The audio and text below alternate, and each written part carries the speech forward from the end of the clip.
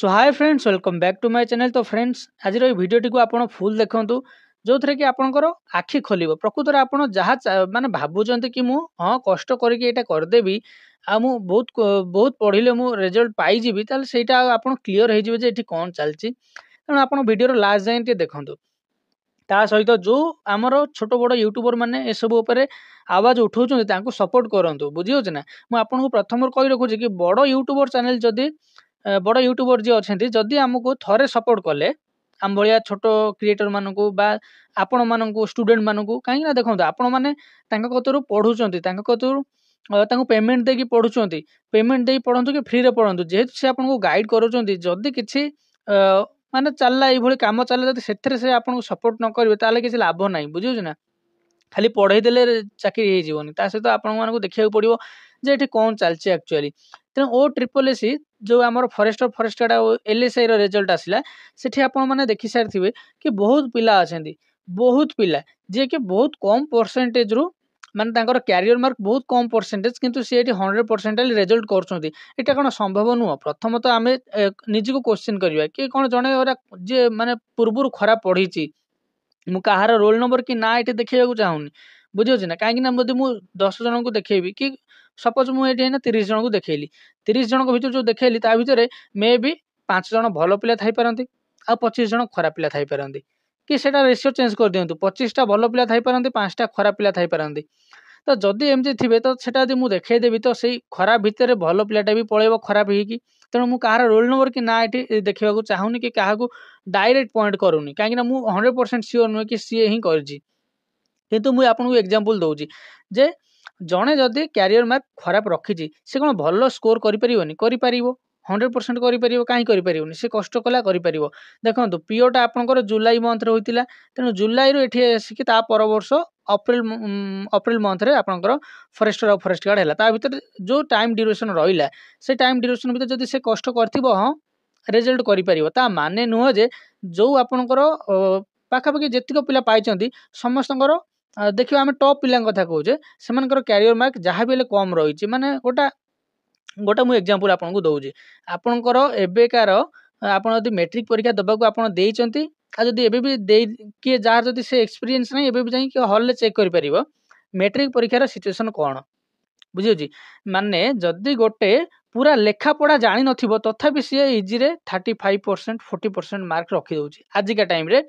तापर मु कहूँ टिके पछकु दी आमे जिबा 10 वर्ष पछकु जीवा तो सेठी भी यही चलता मेट्रिक रे यही चलता आप एक्सपीरियंस करेंगे।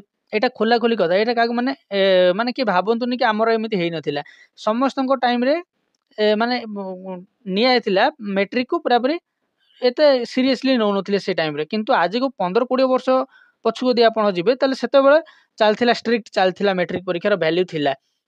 एबे तो +2 परीक्षार भी वैल्यू आस्ते आस्ते कमी आइलानी। तो ये जो 10 वर्ष तल कथा मु कहूँ माने जो पिला माने 2015 14 17 18 19 ये सब जो माने एग्जाम देथिबे से टाइम रे मेट्रिक परीक्षार वैल्यू नथिला किछि एते कहले चले। माने सेते बेले मार्क आसी जाउतिला वैल्यू नथिला माने मु कहूनी कि माने तार मूल्य नथिला, माने सेते बेले रिजल्ट भलो आसुतिला। एवरेज गोटे जदि आमे रिजल्ट देखिया भलो आस्ते गोटे पिला इजी रे 50% करि पारुथिला, बुझियोछि माने सेते किछि चलता आप जापे माने पिला कपी कपी करके पास करुले। तेणु से जदि गोटे पिला 40% सपोज रखिला मु क्या माने देखिए कहवाटा तो ठीक हेनी।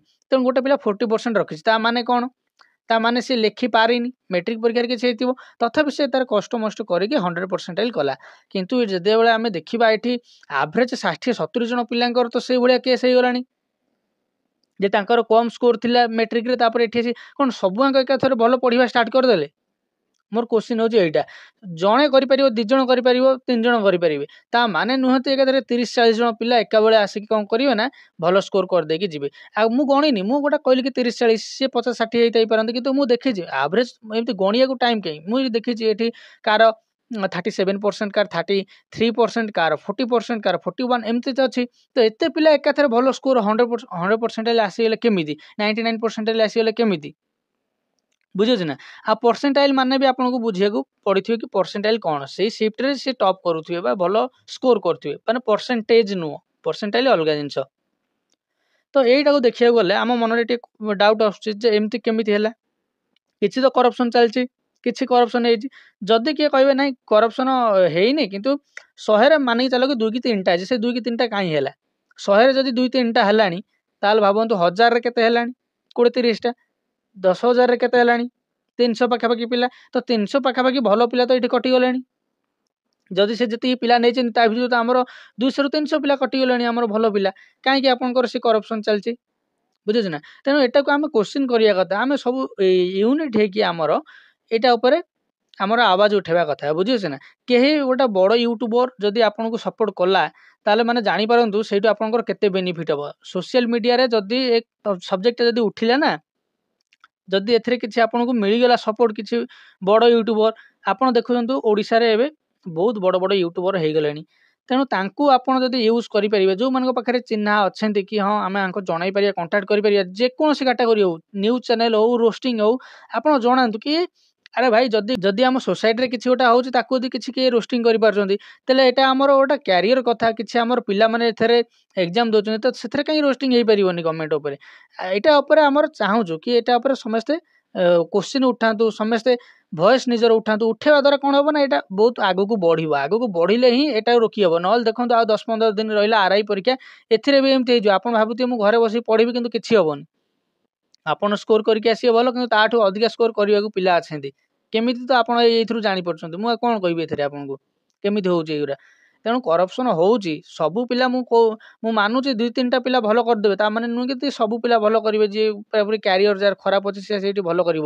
ମୁଁ ଦେଖୁଥିଲି ସକାଳେ ଜଣେ ଆମର ୟୁଟ୍ୟୁବର ଅଛନ୍ତି, ଏକ୍ଜାମ୍ କ୍ରାକ୍ ବାଇ ପ୍ରଦୀପ ନା ତାଙ୍କର ଏମିତି ନାଁ ଅଛି। ସିଏ ପୁରାପୁରି ଦେଖେଇଛନ୍ତି ଆପଣଙ୍କୁ, ପୁରାପୁରି ଏକ୍ସପୋଜ କରୁଛନ୍ତି।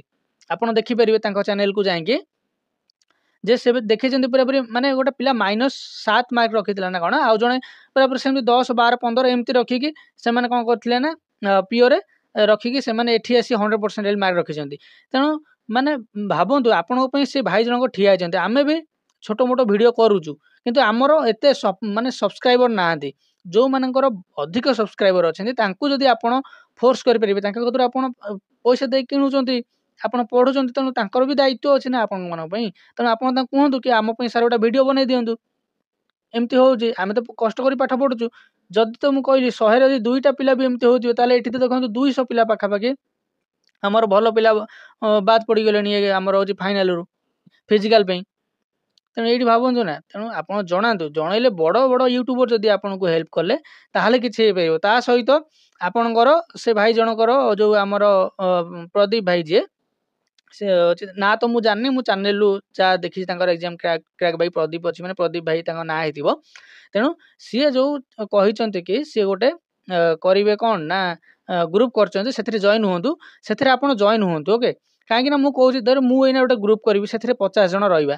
ଆଉ ଗୋଟେ ଆପଣ ଗ୍ରୁପ୍ କରିବେ କିଏ, ସିଏ ସେଠି 50 ଜଣ ରହିବେ। ଆପଣ ତ ହିଷ୍ଟ୍ରି ପଢ଼ିଛନ୍ତି, ଆପଣଙ୍କର 1857ରେ କ'ଣ ହେଇଥିଲା, ୟୁନିଟ୍ ନଥିଲା। ତେଣୁ ୟୁନିଟ୍ ନଥିଲେ କିଛି ହେବନି। ଯଦି ଜଣେ ବନେଇଛନ୍ତି ତାଙ୍କୁ ଆପଣ ରେସପେକ୍ଟ ଦିଅନ୍ତୁ, ତାଙ୍କ ସେଥିରେ ଜଏନ୍ କରନ୍ତୁ। ସେ ଯାହା କହୁଛନ୍ତି ଗୋଟେ ଫଲୋ କରନ୍ତୁ। ଆପଣ ଆପଣଙ୍କର ମନ୍ତବ୍ୟ ରଖିପାରିବେ କି ନାଇଁ ସାର୍ ଏଇଟା ଏମିତି କଲେ ହେବ, କିନ୍ତୁ ଆପଣ ଗୋଟିଏ ଜାଗାରେ ରହିକି ସେଇଟାକୁ ଦିଅନ୍ତୁ କି ଏଇଠି ଆମେ ରହିବା, ଏଇ ଗୋଟିଏ ଗ୍ରୁପ୍ରେ ଆମେ ଡିସାଇଡ୍ କରିବା କୋଉଠି କେତେବେଳେ କ'ଣ କରିବା। କାହିଁକିନା ଆମ ହାତରେ 15 ଦିନ ଅଛି। 15 ଦିନ ଭିତରେ ଆମେ ଯଦି ନ ରଖିବା, କିଛି ଗୋଟେ ବଡ଼ ଷ୍ଟ୍ରାଇକ୍ ନ କରିପାରିବା, ତାହେଲେ ଆର୍ଆଇରେ ବି ଏମିତି ହେବ। ଗଭର୍ଣ୍ଣମେଣ୍ଟ ଆ ଉପରେ ନଜର ରଖିବନି।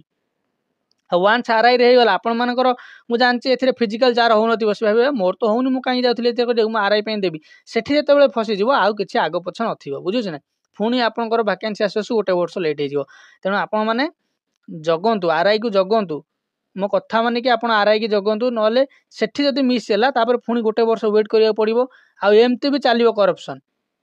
ତେଣୁ ଆପଣ ଆର୍ଆଇକୁ ଜଗନ୍ତୁ, ଗୋଟିଏ ଗ୍ରୁପ୍ରେ ଜଏନ୍ ହୁଅନ୍ତୁ। ସେ ଯେଉଁ ଭାଇ ଜଣକ ଯେମିତି ମୁଁ କହିଲି ତାଙ୍କ ଚ୍ୟାନେଲରେ ଯାଇକି ଆପଣ ଯଦି ଜଏନ୍ ହୋଇକି ଇଜିରେ ଆପଣ ତାଙ୍କ କଥା ମାନନ୍ତୁ। ସେ ଯେଉଁ କହୁଛନ୍ତି କି ଏଇ ଡେଟ୍ରେ ଏଇ ଟାଇମ୍ରେ ଆମେ ଯଦି ଇଏ କରିବା, ଗୋଟେ ଷ୍ଟ୍ରାଇକ୍ କରିବା, ତେଣୁ ଆପଣ ତାଙ୍କୁ ସପୋର୍ଟ କରନ୍ତୁ। ଘରେ ବସି କମେଣ୍ଟ କରିଦେଲେ ହେବନି, ଯାଇକି ସେଠି ଗ୍ରୁପ୍ରେ ଜଏନ୍ ହୋଇକି ଆପଣ ଆସନ୍ତୁ। ଯେତେବେଳେ ଷ୍ଟ୍ରାଇକ୍ ହେଉଛି ସେତେବେଳେ ଆପଣ ଆସନ୍ତୁ, ନିଜର ଯୋଗଦାନ ଦିଅନ୍ତୁ ଷ୍ଟ୍ରାଇକ୍ରେ। ବୁଝିହେଉଛି?